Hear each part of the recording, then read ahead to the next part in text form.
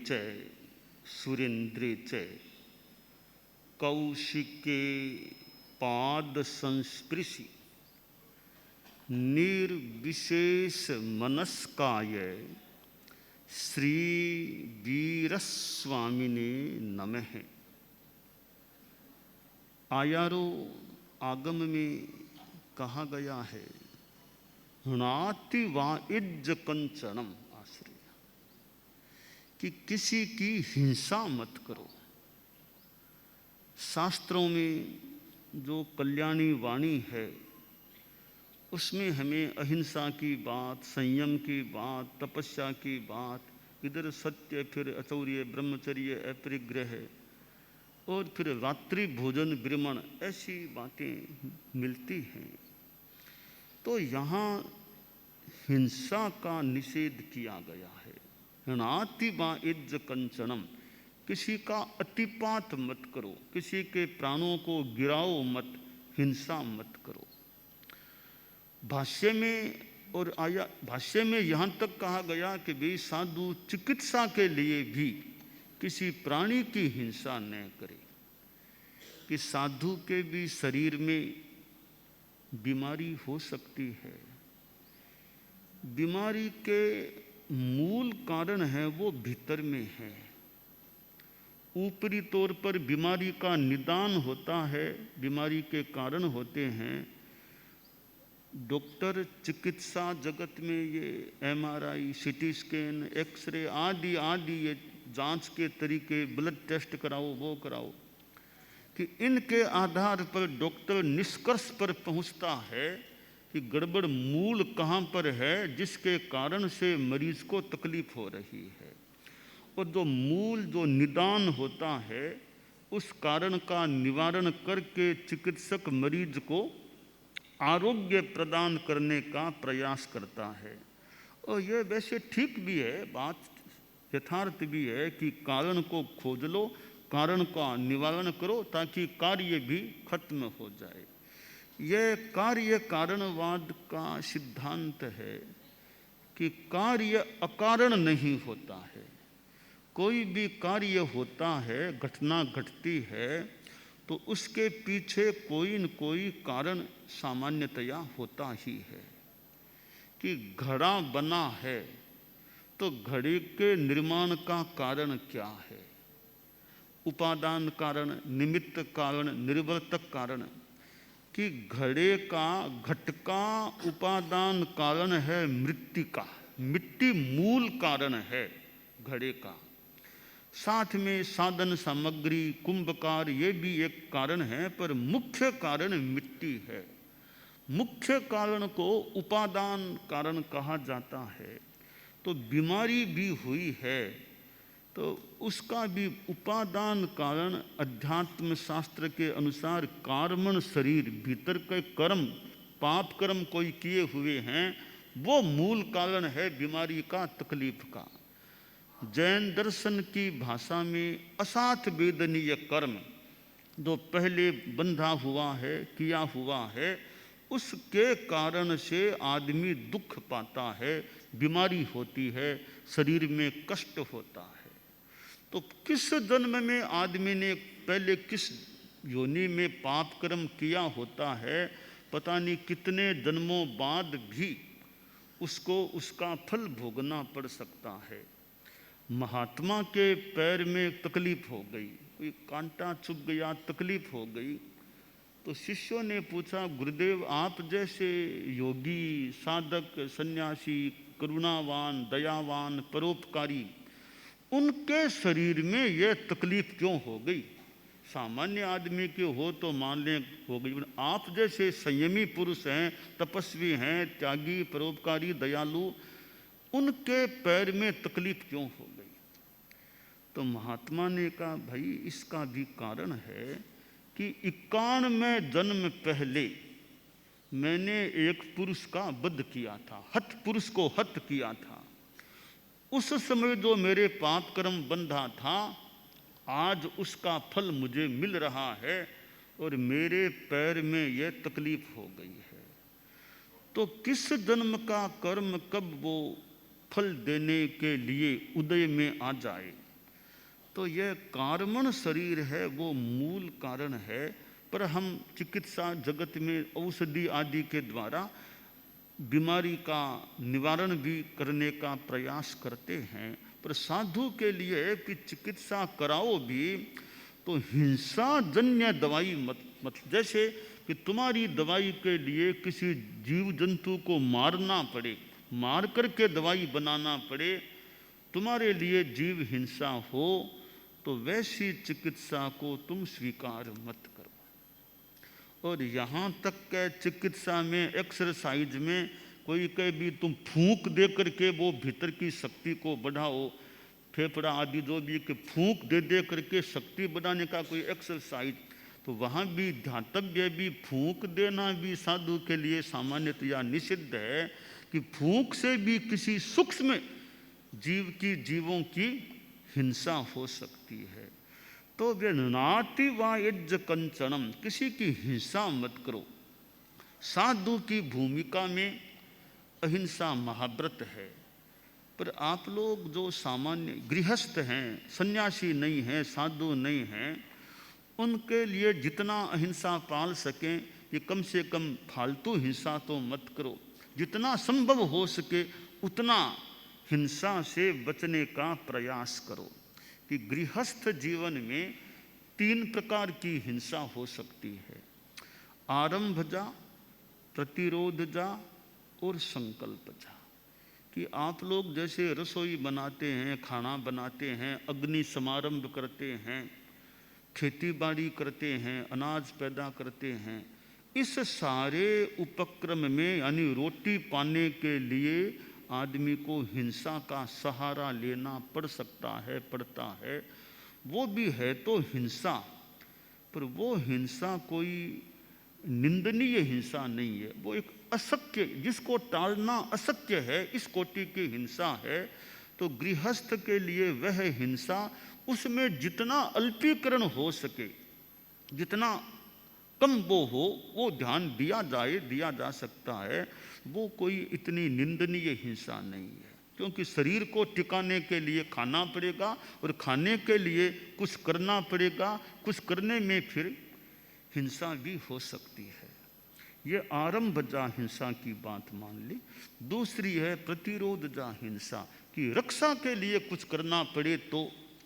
कि साधु है, अब साधु को कोई आकर के थप्पड़ की लगा दे, कोई डंडे की भी लगा दे, तो साधु का धर्म है अहिंसा। साधु को प्रतिकार नहीं कर, साधु को वापिस प्रहार नहीं करना। हाँ, रक्षा तो फिर भी कर लो, करना हो तो, पर प्रहार वापिस नहीं करना।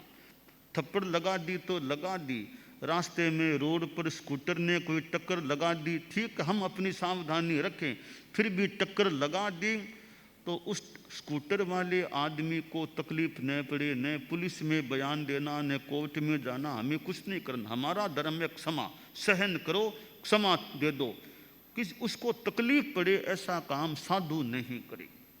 तो साधु की अहिंसा तो आरंभजा हिंसा है, खाना पीना, उसके लिए भी साधु हिंसा न करें।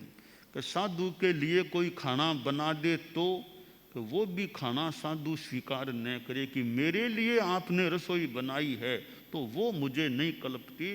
आप गृहस्थों के लिए जो खाना बने उसमें से हम थोड़ा ले सकते हैं। मुझे स्मरण हो गया, मैं जब सन 2021 में नागपुर गया था, आज राष्ट्रीय स्वयंसेवक संघ के संघ संचालक महोदय श्री मोहन जी भागवत का समागमन हुआ है। प्राय हर वर्ष एक बार तो आगमन समागमन होता ही रहता है।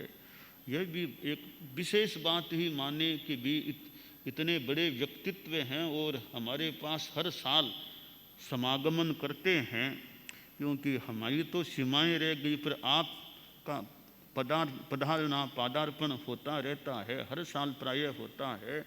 तो ये आपकी उदारता मान लें या आपका कुछ भी मान लें, जो भी है, आपका आगमन होता है तो आप तो आगमन करते ही हैं। एक बार मैं भी चला गया नागपुर सन 2021 में, क्यों हमारा जाना थोड़ा कठिन है, चलते चलते चलते चलते जाना होता है।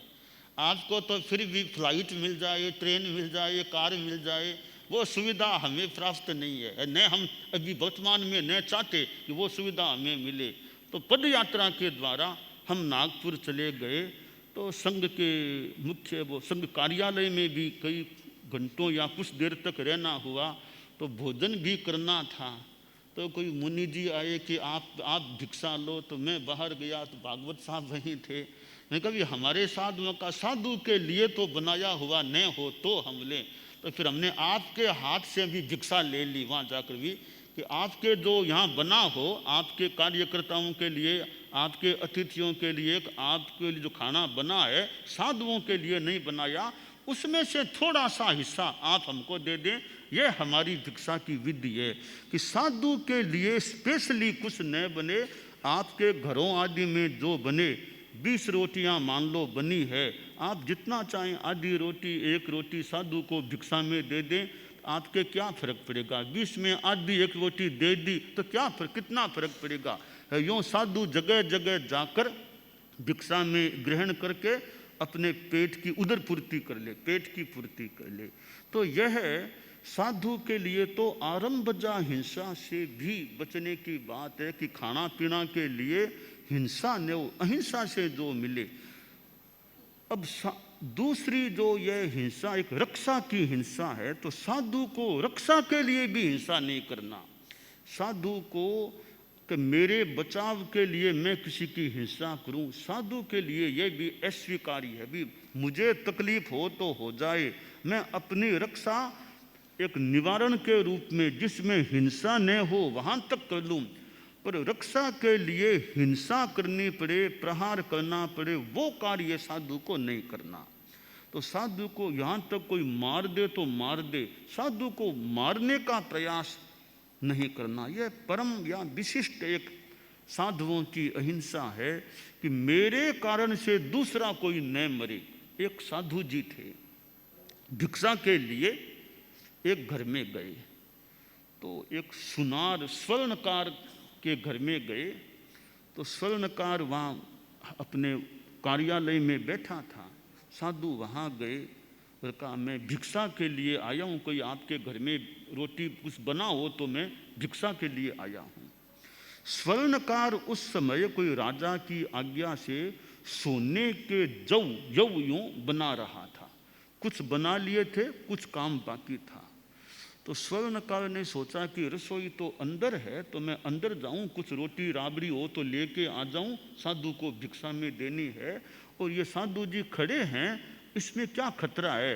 ये सोने के जो है वैसे ही उसने खुले ही छोड़ दिए कि यहाँ कोई खतरा नहीं, कौन ले जाएगा, साधु खड़े हैं यहाँ। तो वो रसोई में गया और भोजन कुछ लाने के लिए वापस आया तो देखा कि वो सोने के जौ थे वो गायब हैं, वो यहाँ नहीं है। सोचा इतनी देर में कहाँ गए, यहाँ तो साधु जी खड़े हैं। कहा महाराज जी वो सोने के जौ मैं छोड़ के गया था, वो कहाँ गए? अब साधु कुछ बोलता नहीं है। नहीं बोलता तो शक बढ़ गया कि हो सकता है साधु नहीं कहीं इधर उधर किए हैं, चुराए हैं। महाराज जी बताओ कहाँ गए? साधु बोलता नहीं। तब सोचा साधु थोड़ा ये है वैसा ही है, लगता है चोरी इसने की है, तो मैं तो इसको पूरा सबक सिखाऊंगा। तो साधु को पकड़ के अपने आंगन में धूप में ले गया और ये गीला गीला कोई चमड़ा यूं मस्तक पे बांधा। अब धूप लगती है तो कसावट होती है, बहुत तकलीफ हुई साधु को। आखिर इतनी तकलीफ हुई कि साधु का प्राणांत हो गया उस चमड़े के बांधने से। ठीक है, साधु की तो डेड बॉडी, वो पार्थिव देह रह गया। अब वो स्वर्णकार अपने कार्यालय में था, इतने में पास में पेड़ था। पेड़ के ऊपर से ऊपर कोई क्रौंच पक्षी बैठा था, वो नीचे उतरा। नीचे उतर के उसने मल त्याग विष्ठा किया। तो वो स्वर्णकार के कार्यालय के पास में आकर के विष्ठा किया तो उसमें वे सोने के जौ निकल गए। स्वर्णकार ने सोचा रे जौ तो इस क्रौंच पक्षी ने निगल लिए लगते, तो वो मल में से भी उसने निकाल लिए। जितने गायब थे सारे के सारे मिल गए। अब उसने सोचा रे मैंने बेचारे साधु को फालतू ही तकलीफ दी, वो तो मर भी गया, ये जौ तो इस पक्षी ने खाए थे, ऐसा लगता है। अब यहाँ बात चिंतन की है कि साधु स्वर्णकार के कार्यालय में खड़ा था। अब साधु को जानकारी थी कि वो क्रौंच पक्षी निगल गया है जौ को, पर अब साधु के सामने समस्या थी। अगर साधु यह बोल दे कि क्रौंच पक्षी ने वो जौ खा लिए हैं, तो संभावना थी वो स्वर्णकार पक्षी को मारता, उसके पेट में से निकालता। तो साधु ने सोचा मेरे बोलने से अगर पक्षी की हिंसा की संभावना है तो मुझे कुछ भी नहीं बोलना चाहिए। तो झूठ तो साधु को बोलना नहीं, हिंसा से भी बचना। तो साधु मौन रह गया कि मेरे कारण से पक्षी की हिंसा न हो जाए। तो स्वयं का जीवन चला गया, पर पक्षी की हिंसा साधु ने नहीं होने दी। यह साधु की महान साधना है कि दूसरे पक्षी की ओर की हिंसा की मेरे कारण से न हो। यहाँ तक है कि साधु जा रहा है, कोई बकरा इधर गया, पीछे से कसाई आया, पूछा बाबा जी वो बकरा किधर गया। अब साधु को पता है कि बकरा इधर गया है, पर साधु बोले नहीं कि इधर गया। अगर साधु बोल दे वो कसाई जाके बकरे को पकड़ के मार दे तो हिंसा हो जाए। साधु मौन रहे, बकरा इधर गया ये बोले भी नहीं। तो ये सत्य के, अहिंसा के ऐसे साधुओं के नियम हैं। तो रक्षा के लिए भी साधु हिंसा न करे। अब गृहस्थों के लिए क्या बात, भी गृहस्थों के लिए है, भी उपदेश है, संदेश है, भी बिना मतलब तो किसी को मारना नहीं चाहिए। अब देश की रक्षा की बात आ गई, मातृभूमि की रक्षा की, चला करके आक्रमण करना नहीं चाहिए। पर दूसरे लोग कोई आक्रमण करे, देश के नागरिकों को सताए, उनकी हिंसा करे, मारे, तो क्या करे भी। तो फिर देश की रक्षा के लिए गृहस्थ को कुछ करना पड़े। हालांकि हिंसा तो भले वो एक किसी रूप में मान लें, वो भी निंदनीय हिंसा नहीं, वो रक्षा के लिए हिंसा है। तो रक्षा के लिए मजबूरी में, जहाँ मेरा तो सुझाव है जहाँ तक हो सके तब तो बातचीत या समझौता कोई हो जाए कि हिंसा न करनी पड़े।